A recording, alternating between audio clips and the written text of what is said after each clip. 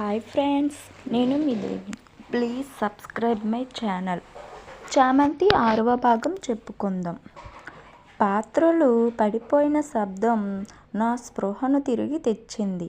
Vasanthi door దగ్గర నిల్చొని ఉంది.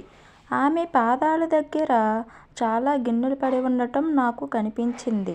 ఆమె ఉద్దేశపూర్వకంగానే ఆ ప్లేట్లను పడేసిందని అర్థమయ్యింది. కానీ ఆమె ఉద్దేశం ఏదైనా కావచ్చు. ఈ విధంగా ఆమె నన్ను మంత్రగత్తె లాంటి ఆంటీ బారి నుండి రక్షించింది.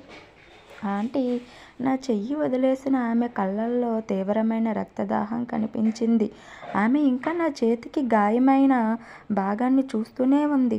ఆంటీ ఇలా చేయడం వెనుక కారణం స్పష్టంగా తెలియకపోయినా నా మనసు మాత్రం ఆమె పట్ల ద్వేషంతో నిండిపోయింది. నేను అనుమానాస్పద కళ్ళతో తన వైపు చూస్తున్నానని ఆమెకు బాగా అర్థమైంది. కాబట్టి చిరునవ్వు మొహానికి పులుముకొని ఇలా చెప్పింది, ఓహో, గాయం లోతుగా ఉంది, చాలా రక్తం కారుతుంది, వెళ్ళి వెంటనే మందు రాసుకో అంటూ మెల్లగా వంటగది నుంచి వెళ్ళిపోయింది. ఆమె వెళ్ళిపోతున్నప్పుడు ఆమె నోటి నుండి రక్తం కారడం నాకు బాగా కనిపించింది. ఇది నాకు పూర్తిగా అసహ్యంగా అనిపించింది. ఈలోగా పసుపు గిన్నె పట్టుకొని వసంతి నా దగ్గరికి వచ్చింది. చాలా జాగ్రత్తగా నా గాయాన్ని పసుపుతో రుద్దింది.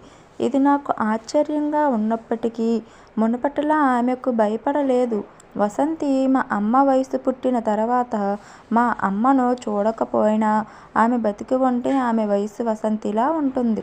అయితే నేను మళ్ళీ నా ఆలోచనలో కూరుకొని పోయాను. వసంతి స్వరం విని నేను స్పృహలోకి వచ్చాను. ఆమె పిలుస్తుంది, చామంతి. ఆమె పెదవులు కదలికపోయినా ఆమె కళ్ళను చూసి మునుపటిలా నాతో మాట్లాడడానికి ప్రయత్నిస్తుందని నాకు అర్థమయ్యింది. ఈ ధ్వని తరంగాలు ఆమె స్వరత్రాడు నుండి ఉద్భవించినట్లు అనిపించింది. బహుశా ఏదో మెటాఫిజికల్ సౌండ్ గ్రూప్ని ఉపయోగించి ఆమె తన పాదాలను నాకు పంపుతుంది. తేలికపాటి వేణువు లాంటి స్వరంలో ఆమె మాటలు నా మదిలో మెదిలాయి. ఈ ఇంట్లో ఇన్ని అసహజమైన విషయాలు చూసి అనుభవించిన తర్వాత నాకు ఆమె పట్ల ఇంతకు ముందులా భయం కలగలేదు. నా సిక్స్త్ సెన్స్ నాకు పదే పదే చెప్పింది, ఈ ప్యాలెస్లో నేను నమ్మగలిగే ఏకైక వ్యక్తి వసంతి మాత్రమే. కారణం ఏదైనా కావచ్చు. నేను ధైర్యంగా వసంతితో మాట్లాడటం మొదలుపెట్టాను. నన్ను చామంతి అని ఎవరు పిలిచారు? సమాధానం ఏమిటంటే, నేను వసంతి. ఇప్పుడు ఆమెను అన్నాను, నువ్వు మాట్లాడుతున్నప్పుడు వసంతి. అయితే నీ నోరు లేదా పెదాలు ఎందుకు కదలడం లేదు? ఎలా మాట్లాడుతున్నావు? వసంతి స్పందిస్తూ, నేను నిన్ను మొదటిసారి చూసిన క్షణంలో ఈ హాంటెడ్ ప్యాలెస్ని శాపం నుండి విడిపించే వ్యక్తివి నువ్వే అని నేను అర్థం చేసుకున్నాను. ఆమె మాటల్లోని అర్థం నాకు అర్థం కాలేదు, కానీ ఆమె ఎదురు చూస్తున్న విషయం నాకు స్పష్టంగా అర్థమైంది. అలాగే నా భర్త ఇంట్లో నిజంగా కొంత ఇబ్బంది ఉందని స్పష్టంగా అర్థమైనా నేను మళ్ళీ తెలుసుకోవాలని ప్రయత్నించాను. నువ్వు నా ప్రశ్నకు సమాధానం చెప్పలేదు వసంతి. అప్పటికీ నువ్వు పెదవులు కదపకుండా మాట్లాడగల కారణం చెప్పలేదు. అలాగే నేను మీ మాట ఎలా వినగలను? వసంతి, చెప్పు, నాకు సమాధానం చెప్పు. ఒక్క క్షణం ఆమె కళ్ళల్లో చావు భయం కనిపించింది. ఆ తర్వాత ఆమె సమాధానమిచ్చింది, ఇది నా శిక్ష చామంతి. నేను అనుకోకుండా అతన్ని చూశాను. అందుకే అతను కోపంతో నా మాట్లాడే సామర్థ్యాన్ని తీసేశాడు. కానీ నా మనసులో ధ్వని తరంగాలు చురుకుగా ఉంటాయి. నువ్వు రాక్షస సంహారానికి ఇక్కడికి వచ్చిన స్త్రీవి కాబట్టి నా మాటలు నువ్వు వినవచ్చు.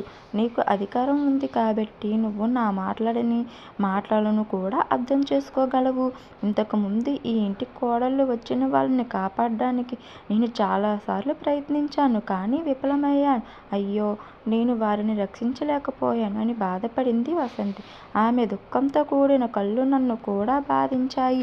బరువెక్కిన హృదయంతో అడిగాను, నాకంటే ముందు నువ్వు ఎవరితో మాట్లాడాలని ప్రయత్నించావు వసంతి? ఆమె సమాధానం ఇచ్చింది. నీకంటే ముందు కోడలుగా ఇక్కడికి వచ్చిన 6 మంది మహిళలతో మాట్లాడడానికి ప్రయత్నం చేశాను. కానీ నేను వారిని రక్షించలేకపోయాను. వాళ్ళకి నీలాంటి మానసిక శక్తి లేదు. వారెవరూ నా మాటలు వినలేక, అర్థం చేసుకోలేక చివరకు చనిపోయారు. కానీ చామంతి, నీ శక్తి ఇంకా నేను అంచనా వేయలేకపోతున్నాను. నేను పూర్తి ఆశ్చర్యంతో వసంతి మాటలు విన్నాను. కానీ ఆమె చివరి మాటలు నాకు ఆందోళన కలిగించాయి. అడిగాను, నా శక్తి యొక్క ఏ కోణాన్ని నువ్వు అర్థం చేసుకోలేదు? ఏం చెప్పాలనుకుంటున్నావు వసంతి? ఇప్పుడు నాకు వసంతి ముఖంలో మరియు కళ్ళలో భయం స్పష్టంగా కనిపించింది. ఆమె మాట్లాడుతూ, చామంతి, ఈరోజు నీ మొదటి రాత్రి కదా? నేను నిశ్చయంగా తల ఊపాను. ఆమె మళ్ళీ అస్పష్టమైన స్వరంతో చెప్పింది, ఈరోజు నీ శక్తికి తుది తీర్పు. నువ్వు ఈరోజు క్షేమంగా ఉండగలిగితే చివరకు ఆ రాక్షసుడిని చంపేస్తావు. స్పష్టంగా ఆమె ఏమి చెప్పాలనుకుంటుందో నాకు అర్థం కాలేదు. నేను నిజంగా ఆమెను మళ్ళీ అడగాలని అనుకున్నా. నేను అడగకముందే ఆమె వంటగది నుండి వెళ్ళిపోయింది. ఆమె వచ్చి నన్ను మంత్రగత్తెలాంటి ఆంటీ నుండి రక్షించినప్పుడు ఆమె ప్రవేశం వలె ఆమె నిష్క్రమణ కూడా రహస్యంగా ఉంది. కానీ వెళ్లే ముందు చెప్పింది నిజమైతే నాకు వణుకు వస్తుంది. ఈ ఇంట్లో ఏదో రహస్యం ఉంది. అంతేకాదు, ఈ ఇంటి సభ్యులందరికీ చీకటి గతం ఉంది. ఆలోచనలో మునిగిపోయి స్టవ్ ముందున్న చెక్క సీటలో అజాగ్రత్తగా కూర్చున్నాను. స్టవ్ పెద్ద మంట మీద ఉన్నందుకు అన్నం తొందరగా ఉడికిపోయి పొంగు పొర్లడం ప్రారంభించింది. ఆలోచనల నుండి బయటకు రావడానికి నా భర్త స్వరం నాకు సహాయం చేసింది. అతను దాదాపు అరిచాడు, ఏంటి ఇది చామంతి? అన్నం ఉడికి పొంగిపోతుంది. నువ్విక్కడే కూర్చున్నావు. అయినా నువ్వు గమనించలేదా? నువ్వు కొంచెం జాగ్రత్తగా ఉండాల్సింది. నువ్వు పక్కకు జరుగు, నేను చూస్తాను. ఇలా చెబుతూ నన్ను దాటుకుంటూ వెళ్ళి చాలా జాగ్రత్తగా అన్నం వడకట్టడం మొదలుపెట్టాడు. కానీ చాలా వేడిగా ఉన్న అన్నం గిన్నెను గుడ్డతో కాకుండా నేరుగా తన చేతులతో పట్టుకోవడం చూసి ఆశ్చర్యపోయాను. అతను పాత్రను ఎలా తాకగలిగాడు? వేడి అతని చేతులను కాల్చడం లేదా? ఒక గుడ్డను ఉపయోగించి కూడా నేను వేడి చేసిన పాత్రలను స్టవ్ మీద నుండి నేరుగా పట్టుకోలేను. అలాంటప్పుడు కాలుతున్న అన్నం గిన్నెను అంత తేలిగ్గా ఎలా పట్టుకోగలిగాడు? అతను పొరపాటున ఇలా చేశాడని మొదట్లో నాకు అనిపించింది. అయితే అలాంటప్పుడు వెంటనే చెయ్యి కాలిపోయి అక్కడి నుంచి వెళ్ళిపోయేవాడు. అందుకు భిన్నంగా వేడిగిన్నె పట్టుకొని అన్నం వడగొడుతున్నాడు.